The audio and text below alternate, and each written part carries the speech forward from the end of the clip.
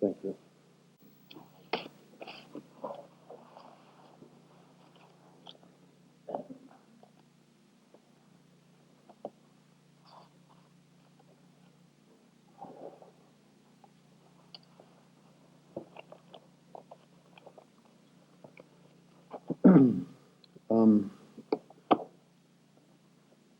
um, I want to say a few things before reading any poems, just a few words. And at the end of that, I want to ask if anybody can hear what I'm saying.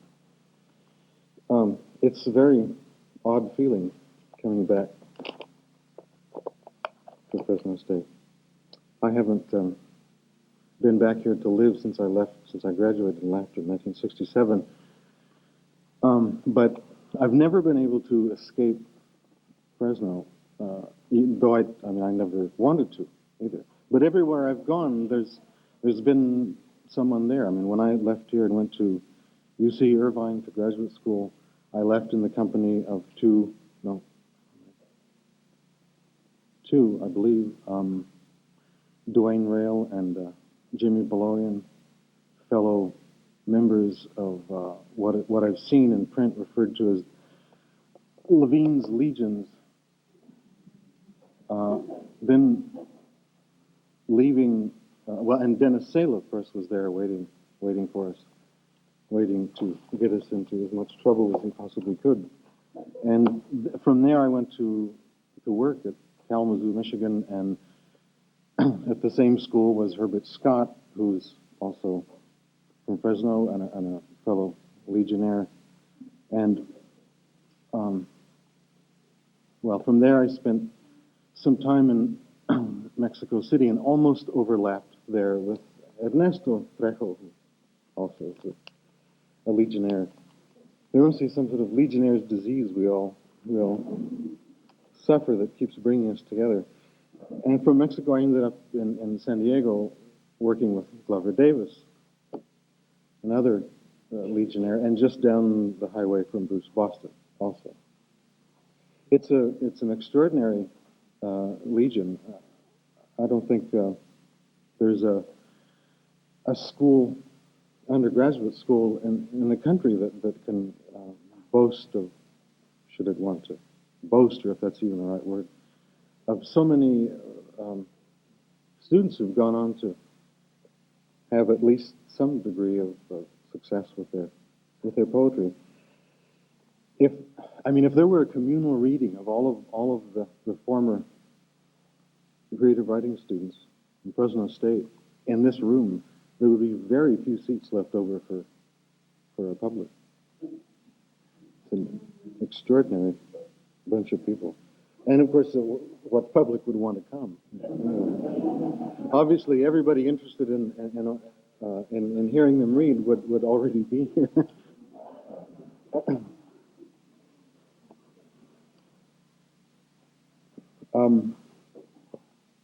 Chuck, or Professor Hanslechek, I've never uttered those words before. Professor Hanslechek. He was never a professor of mine, unfortunately. Oh yes, one class. Mentioned that in looking at whatever poems you looked at, actually I know exactly which poems you looked at, of course, that there was a sort of emphasis on the family poems, so consequently I'm going to concentrate on those as well. What can you hear in that? A little bit louder, maybe? Okay. The first poem I'm going to read is one of the family poems, the one for my mother. What better place to begin? She was, it's the poem entitled Afternoon. She was born and raised in West Texas, as was my father.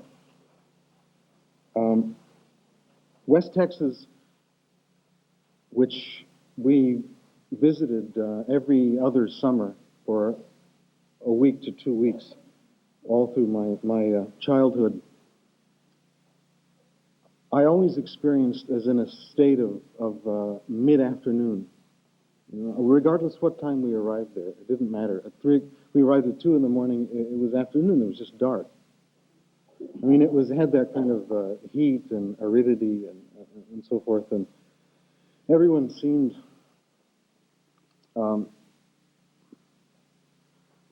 sort of beaten under by it, squashed by the heat and by the boredom. I realized much later that also Texas, the Texas version of the Baptist Church had a lot to do with that, but I didn't at the time didn't know that. When they moved to California, they settled in San Diego for a while, but it wasn't right, and they ended up, after trying a few other places, in Fresno, which is the most like West Texas as you could possibly find on this planet. Except it's a lot more interesting. I mean, the San Joaquin Valley is infinitely more interesting than West Texas. I don't know if it's for anything inherent to Fresno, or if it's the proximity of snow and oceans and the ocean. In any case, my impression of that place, I've been back several times since, and it's still the same. That sense of afternoon, anyway, is something that in this poem I am saying that invaded her and sort of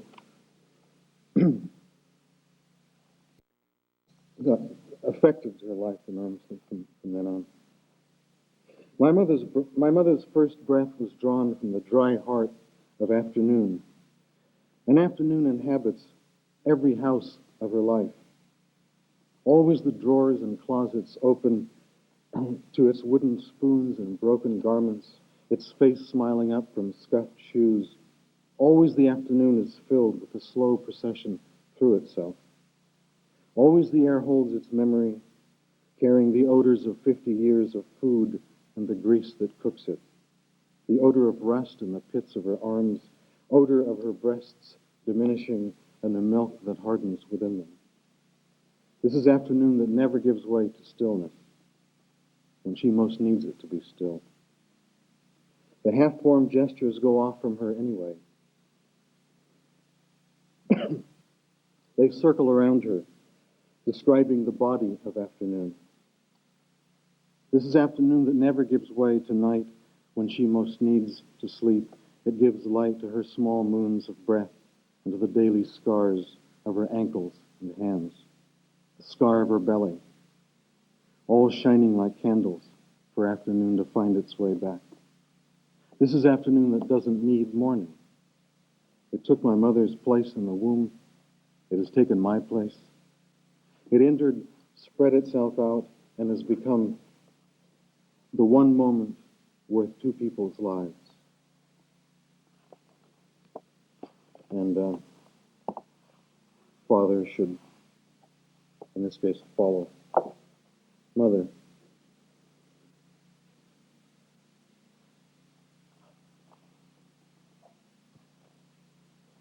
I haven't looked at this, let alone read it out loud. I haven't even looked at it in private since, I did a proofreading for this book, but that was a matter of looking at letters rather than thinking about the content. Since he died just about 2 years ago. So this is going to be a curious experience. It's in two parts. We sit facing for the last time, a few feet apart, the air quaking in our ears. Finally, the silence takes form, an intimate presence like another son who takes our hands when we can't take each other's. I see the essential face rise from you a moment in the falling light, Father. Its own light almost gone out. So long neglected, so late in your life. 2. Now the night is complete. It is between my clothes, enters me, and I am filled with its cold black sky. Is it the same with you, Father? The same that now clouds form and a light snow begins to fall through this night within me that promises to be long, soft heaps of it gathering on the sills of my ribs and hips? Is it the same with you? Your hair silver, the stars of an inner midnight.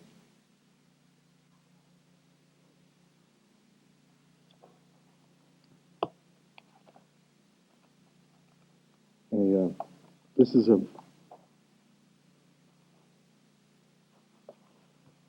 poem which is about my sister's first daughter, niece, whose name is Jenny, named after my mother's mother. Jenny at 8, I think she was about 8 when this happened, when she had a just horrendous case of meningitis, which affected, which deafened her. In fact, she was almost completely deaf. Apart from that, it's a complete fiction as far as literal events. But it's not about literal events anyway. It's about communication with her. Her hearing burned shut by fever when she was 2. My niece Jenny talks mostly with her hands. Today, when I interrupt her watering roses, she's pressing muddied feet to the trunks, eyes closed, soothing the plants with her vowels. I'm deaf to her languages, she remembers, and smiling breaks off a rose and sweeps my mouth.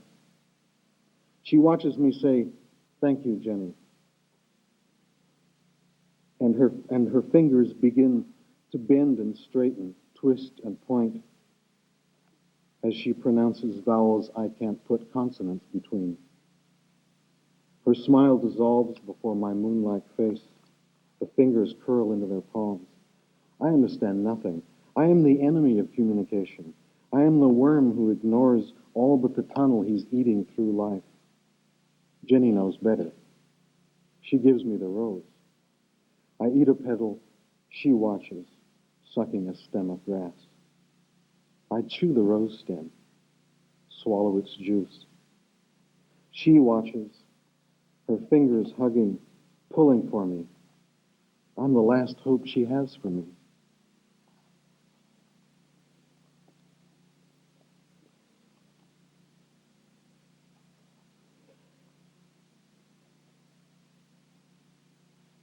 I had a plan which is right now dissolving.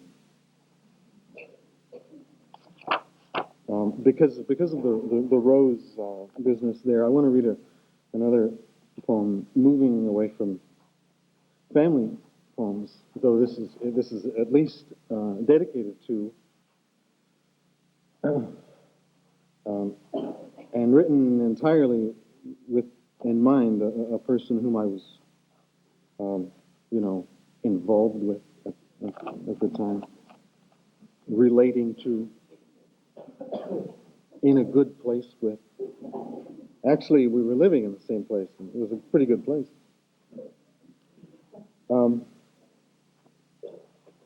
And involves very, very much a sense of place as well as a person. Much more, in fact, a sense of place than a person, because she doesn't enter the poem until the dedication, which comes at the end of the poem.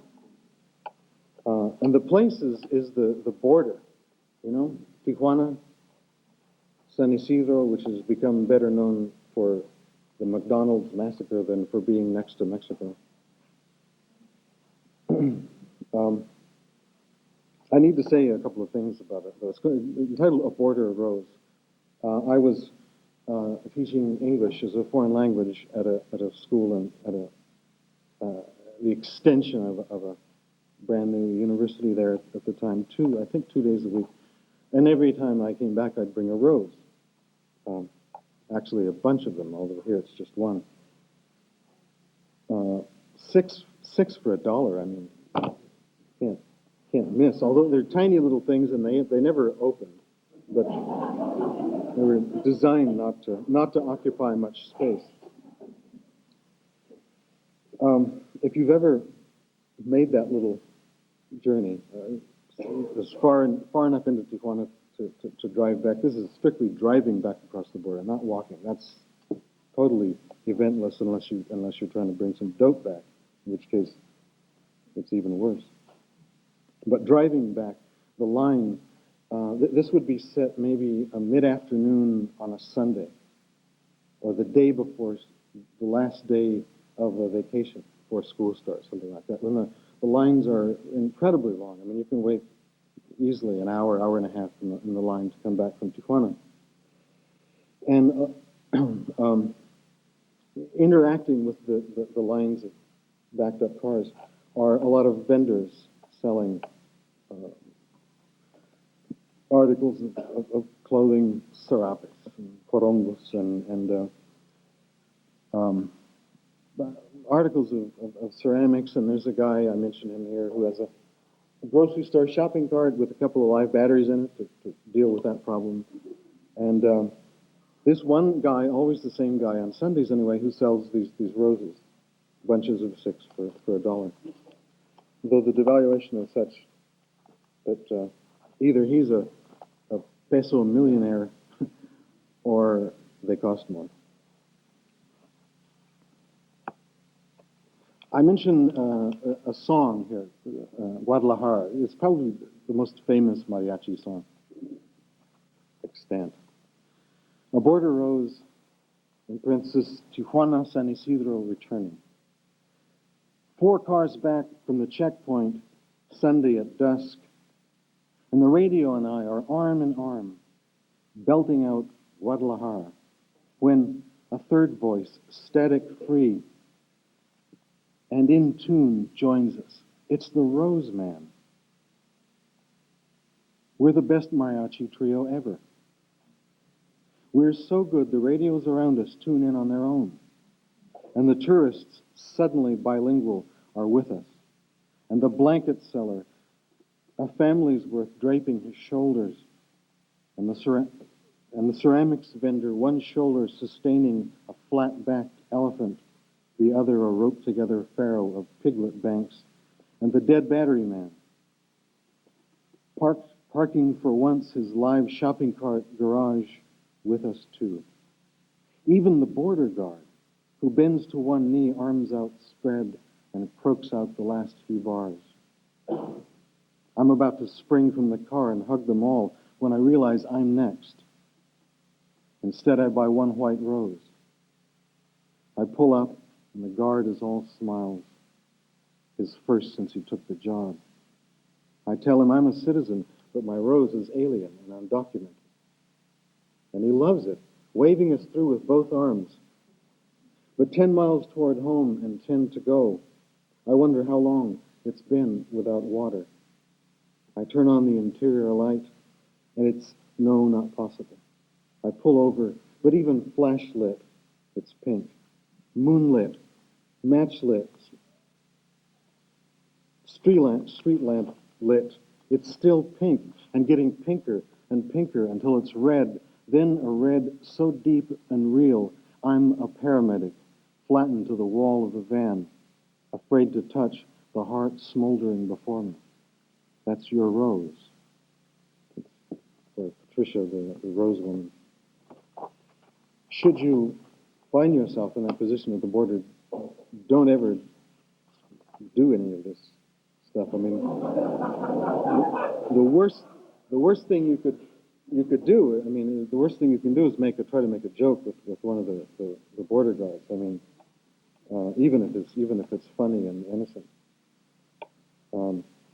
Their response to humor is to put one of those little yellow hats on top of your car, and a note on your windshield that means go to the second checkpoint, where usually you go into the computer, which means you go to the second checkpoint every time you come through, and for years perhaps. And you can wait there for an hour before they come to look at your car, and they'll bring the dogs and dismantle your car. They have no sense of humor.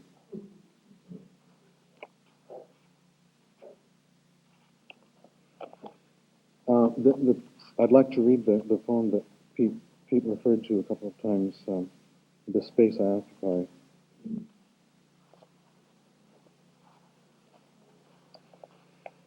This is setting, of course, is important in this as well. This is Kalamazoo, Michigan, where I lived for 4.5 years.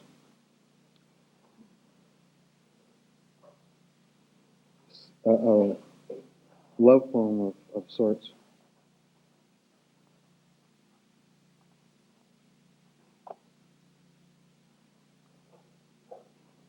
I just received a letter recently from the person, the you in this poem, who had no idea she was the subject of a poem, and probably was not very pleased to have been the subject. It's in 4 parts. You lie in the arms of the snow, falling outside the window. You looked out a long time, then lay down. I ask if you are cold. You are. Your body gives off the only light, the bones reflecting the bare bulb in the room of your life whose door is locked.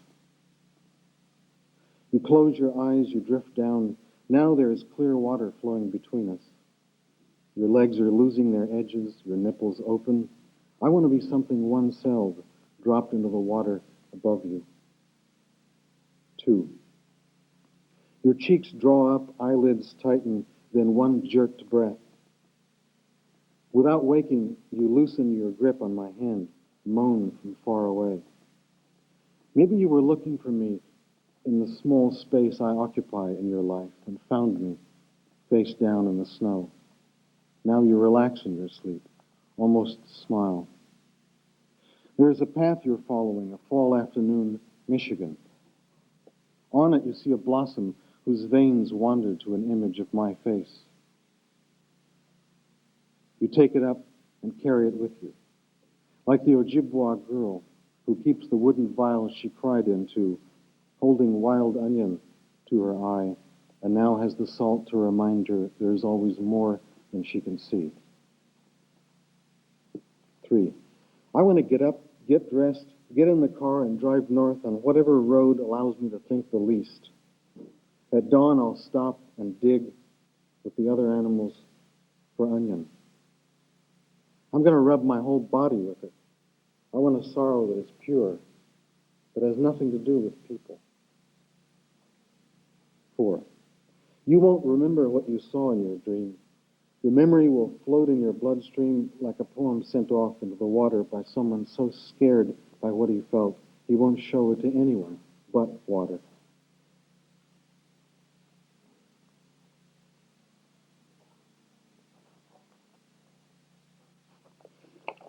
But sticking with Kalamazoo for the moment.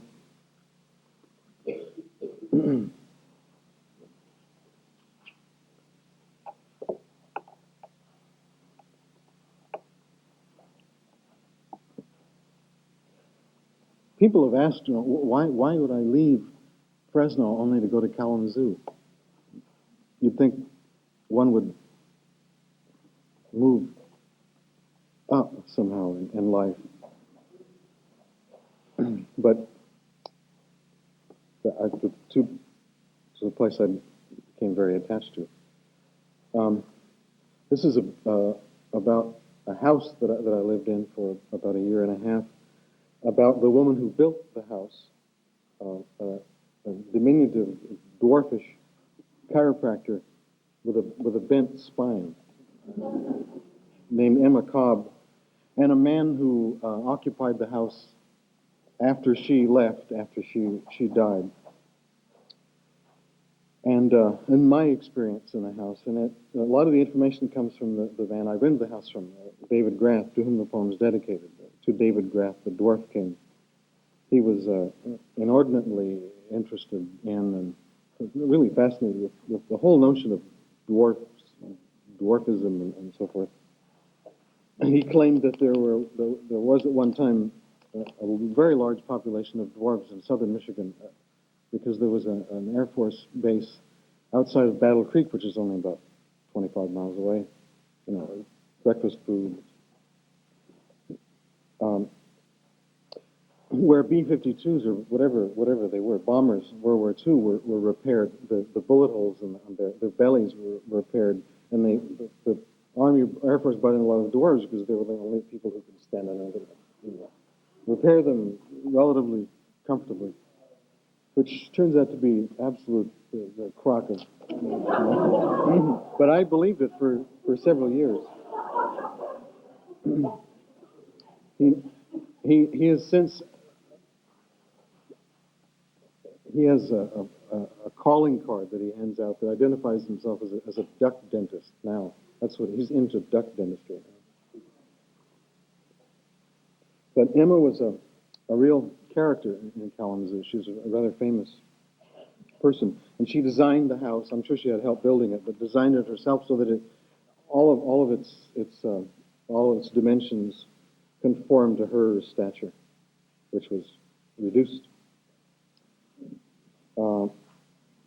I think the business about this fellow named Mr. Gin, whose name I never knew, nor did David, but I call him Mr. Gin for a detail that comes up referring to gin bottles. He was a real gin head.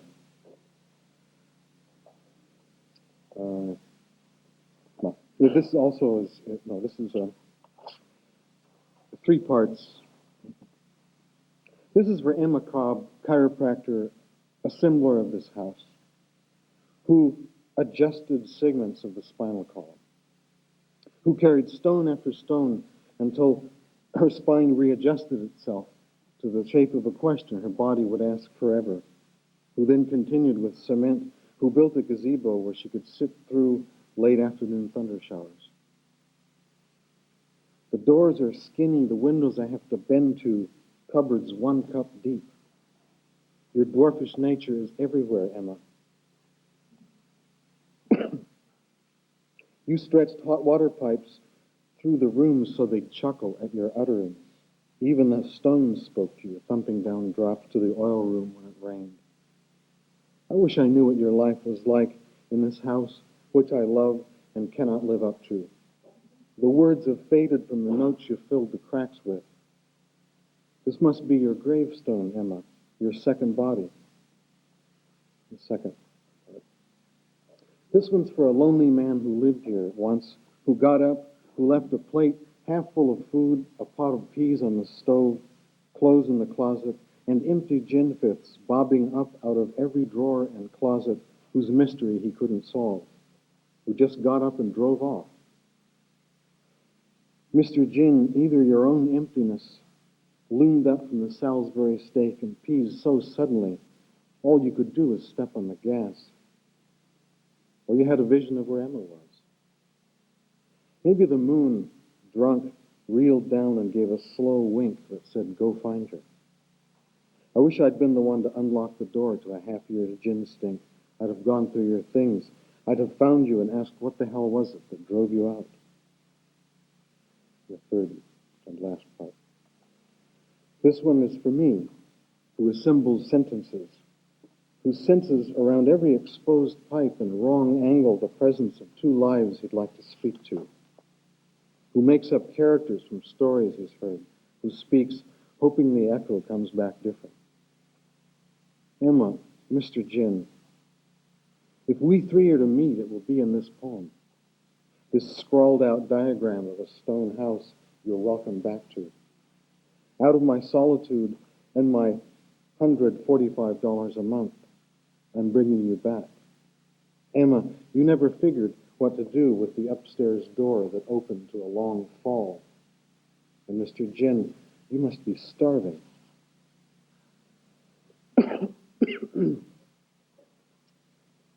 That's dated, of course. I mean, I couldn't rent a gutted car for $145 a month in Kalamazoo or anywhere in 1986.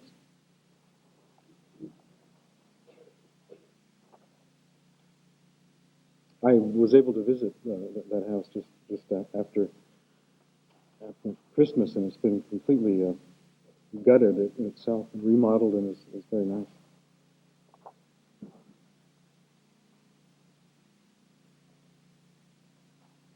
Well, a poem which is kind of sort of a joke poem. I hope as a poem it's not a joke, but it depends on some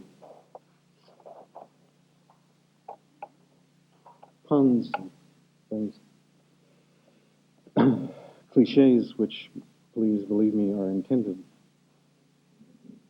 Entitled Depression, dedicated to two friends in San Diego who liked it and therefore deserve to have it dedicated to them. It's the depression, which is an emotional state, not the economic phenomenon.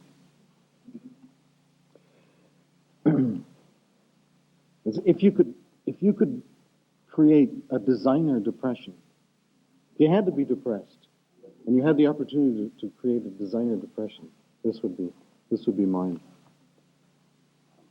I want a depression who is cleaner shaven, better dressed, and generally a better citizen than I. A depression who bakes his own bread, grows his own bean sprouts, and drinks the oldest Beaujolais from the oldest French village. And when we've eaten and drunk together, a depression who will tell me all about himself. Relaxed finally, a mahogany toothpick in his fingers, he will bare his teeth, and I will see they are bad teeth. I want a depression who is self-conscious. One I can intimidate until his face shrivels to a prune of self-doubt, and can embarrass to a giggle that makes people turn their backs and walk quickly away. On the other hand, I'd take a hardcore second-class depression, looking for a new lease on life. One I can hire right off the unemployment line, because if I can hire him, I can fire him. I want a non-union depression. I want a depression who failed his assignation. The failure of the dentist with false teeth, or the bald barber, the dermatologist with psoriasis, the lethargic anesthesiologist, they are nothing beside the depression who is depressed.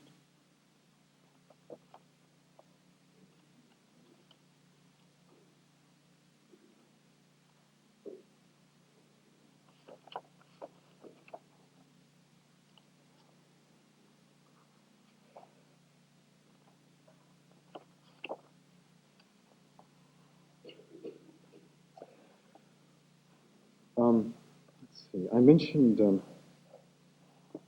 being in Mexico. I spent almost a year there, just hanging around, making a living, being a reverse wetback. I was a legal alien, but not without working papers. So, in theory, I could have been ejected at any time. But of course, that doesn't often happen because they need English teachers who are native speakers of English, particularly in the what's the name of the place? Places like the principal screw factory of Mexico in Mexico City, for example. I taught English there for a few months. They made screws. I never understood why they needed people to speak English. The tire factory. I taught English to the executive at Kimberly-Clark, whose principal duty was to come up with a scheme to be able to market Tampax in Mexico. I mean, this is important, significant work. And he already knew how to say Tampax. You know? He didn't need me. But we repeated Tampax, approximately 15,000 times a week. But when I was there, the first 6 months of it, I was there with this woman. We were together for 3-4 years. Remained good friends. A woman named Linda Sims at that time. And this is about her relationship with her mother. Although it's sort of set, at least at the end in Michigan. So let it be here. mother's awful, awful human being. 3 o'clock entered you like a lost nightmare come home in daylight, like a swallowed yawn that rose to be the cloud behind your eyes. Every pore of you became a hatch through which the air of 3 o'clock passed freely. Your mother poured down 4 fingers of whiskey that day to clean her weapon. She breathed deep, then exhaled tiny knives sharpened on your upturned throat. You walked away. Your despair was so pure, you became the air that parted for you. There was nothing left for her to stab, but the hole in her life shaped as you. When you choose to come back to the physical world, let it be here. At first there's nothing through the snow. Then at a point in the air the flakes fall more slowly and then don't fall, but gather and become your face coming toward you. And she also figures very importantly, in a poem which is an elegy to a friend, former student from Kalamazoo. His name is Jeffrey Miller. The poem is entitled Jeffrey, also in 4 parts. But when it's mentioned here that his girlfriend called me, I think, the day after he was killed in a car accident in Northern California. She mentioned at the same time that several friends of theirs in Monte Rio, he was living, were going to come up with enough money somehow to put together a private edition of his poems for a family and friends, not as a commercial venture at all. And I never heard anything about it again until about 6 weeks ago. 2 acquaintances of mine have a used bookstore in San Diego, and I called them to see if they were open because I wanted to get rid of a bunch of books I don't want. And they said they had a book for me, and that was this book of poems by Jeffrey Miller. I said, it's impossible. That project never happened. And they said, well, born in 48, died in 77, blonde guy, good looking, picture on the cover. So I drove over immediately, and it was this book, and ever since I finished the poem, I wanted nothing more than, and then once the book existed, I wanted nothing more than to get a copy to her, to Michelle, his girlfriend. And they were, as they say in Southern California, a unit, you know. I mean, it was a lifelong, whether they got married or not, as it is in Southern California, it doesn't matter, but I wanted to get a copy to her and a copy to his parents, whom I never met. And the book gave me no clues except that a poet, and then I remembered once I looked at the book, was a good friend of his at the end of his life, André Cordescu. And then I remembered seeing Cordescu's name mentioned in a magazine that was connected with the creative writing program at LSU, and I have a friend, and that's in Baton Rouge. I have a friend in New Orleans whom I called and mentioned, you don't know André Cordescu? And he said, of course I do. You want his phone number? So I called Cordescu. It was about 10 o'clock at night there, and he said, oh, yeah, I know who you are. Yeah, Jeffrey talked about you. Said, you want Michelle's phone number? His girlfriend. So I called her, and then I called his parents, and it was a whole, just ecstatic rush of nostalgia. Consequently, Cordescu sent me a copy of a book he published called In America's Shoes, published in San Francisco. It has 2 brief pieces specifically about Jeffrey Miller, one of which narrates the events of the night when he was killed, which is Jeffrey's 30th birthday. None of this is relevant to this poem, except that it's still such a fresh thing. It's really bruised my psyche, and I can't stop talking about it. It jumps around a bit in time, but I don't think it's unclear. The first part, let me say, he was going to visit us in Mexico City, never did, then was going to visit me here in San Diego. Was to come about a week after he was killed. You figured the thumb to San Diego, a bus to Mexicali, then that little bedroom you can write in on the train to Mexico City. And when you arrived, we drank, you, Linda, and I, the mezcal I'd saved, the tastes of tire water that moved the tongue to a language you love. From Sonora, just above the broken hip of California, you'd sent poems that were circus events on paper, but deadly serious. Images colliding with others like electric cars, the kids full of joyous shock and warm, spillable blood. We waited, then Linda left, her guts invaded. Finally, I left too, sick of the shit job and the solitude among millions, missing Linda. I found classes to teach and began waiting for you here. 2. Each of us had landed in his corner, my house, Kalamazoo, done with your poems, ours, drunk or stoned, the after class over. We'd decided I'd die first for the bad life, then Michael for pure bad humor, and next David, electrocuted, embracing his own guitar.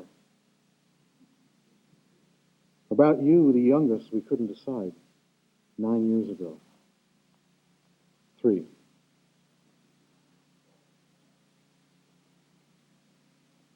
I used to live beneath under the approach path of the San Diego airport. I've just gotten home to this apartment, San Diego, from which I strained to see the fear-whitened faces of the pilots as they pass over so low, and always the whoosh of relief. Linda calls, happy with the new place and with Joel. I begin to read compositions. I have 2 hours before class. I'm working well when your Lady Michelle calls, hysterical. I go to my class. I don't know what else to do. I give a class on the composition of the poems of Jeffrey Miller and on the tiny life I shared with him. That's what I thought to do, driving blinded to school, but finally I give nothing. I enter, smile, the muscles of my face berserk. I say, read this, write that, and for next week, and then no words come. They stare, I say, you died. And they, beautiful and humane to the last one, each having lost his Jeffrey, pack up their books and leave me with mine. 4. Damn you and your poems full of genius, and goddamn the son of a bitching lack there'll be of you both. I can't undam the reservoir of feeling I have for you. Damn you anyway, who avoided everybody's hug for shyness. You who always sat behind me when I drove, so I had to shout to you, cornered, uncomfortable. Why back there, always, head tilted to the glass, humming? Why back there, then, when the splintering glass crystallized both our lives, mine still ignorant of yours ending, and yours a red rain of glass, drenching stop sign, dead shoe, this poem.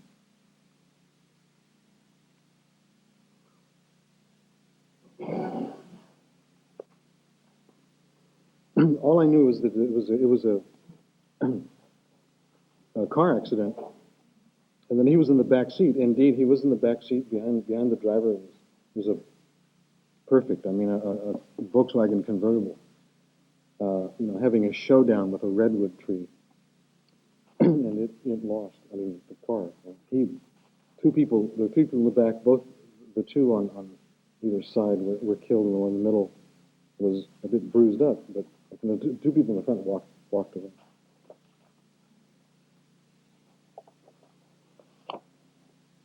Well,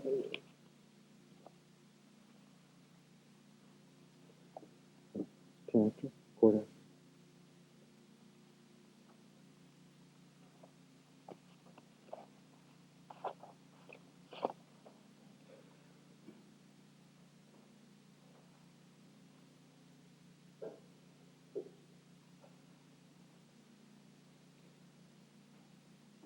Well, I'd like to read, I guess, maybe 2, maximum 3 more.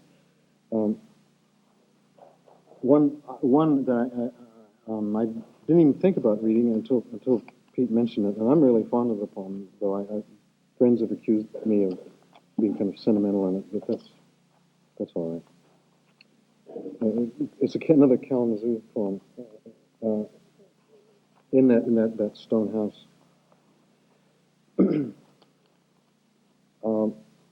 called I Want to Lie Down. There is one woman whose voice is the rustle of those long gold flowers the moon lays down to bloom on the water all night. It slips inside you and goes on blooming even though you think your life is empty. There's another woman whose hair is one long reed, whose slide through your waters draws you right out of your emptiness. I don't deserve any of it. Tonight I'm confused and sad, and I want to lie face down in the grass for 3 hours. My dog rolls onto her back and stares at me, her eyes half closed. I'd have to stretch out on top of the gazebo to be alone, where the stars would peck at my shoulder bones and the moon would dangle her stringy light.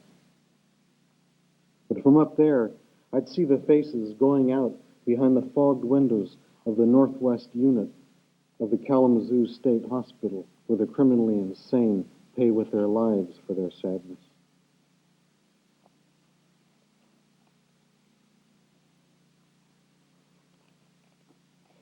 One further Kalamazoo poem. You're getting more Kalamazoo than you even knew existed, probably.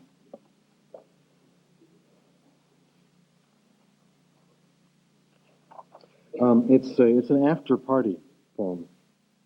I'd gone to a perfectly horrid party and seen a number of students and former students just completely wacko from Quaaludes. It provoked a poem that doesn't really have anything to do with them, but these could be them, the older versions of themselves, trying to get home from this party. Insulted spirits. A few men are plodding home, their breath fogs, kissing them awake the last long block. Their lips scraping, say nothing. Their eyes are pieces of gray snow. Their feet are disappearing. They tilt into the wind, cupping their insulted spirits in their overcoats as though they'd stolen them. They were the witnesses of this day's birth, celebrated by cigarettes that went out, by drinks that spit their dregs into sleeping teeth, and now by these men stepping out the length of their solitude. They are the ones that crawled out of last night's wound before it closed, what the dawn bled to make itself presentable.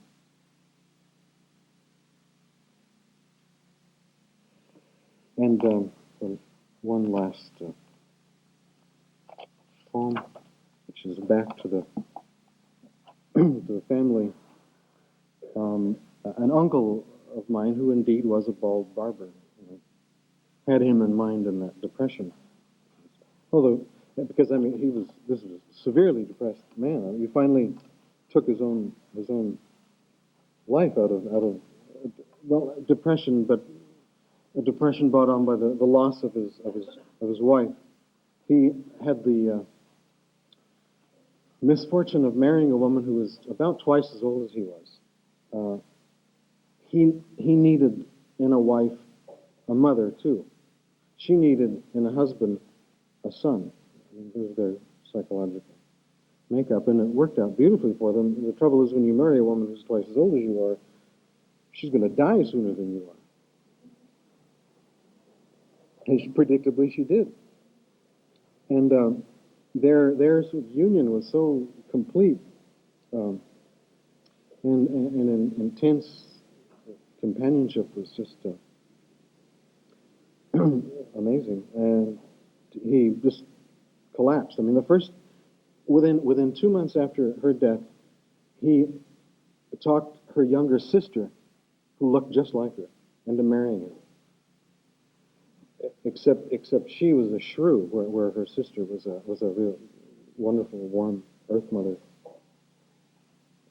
And I mean, they didn't even like each other, the second sister and my uncle. And on the first anniversary of his wife's death, he came back and did what happens in this poem. I didn't know him very well, though I was very fond of him. The little I did know of him, and always wanted to know him much better. And I figured since my mother didn't much like to talk about him, at least for a few years. I mean, she was deeply, deeply hurt by the fact that he took his own life, and she's only just begun to admit that, although the evidence is makes it perfectly clear. The way I was going to get to know him best was by recreating, making a poem of and for him. It's really two poems in one, and the first one has three parts and its own title.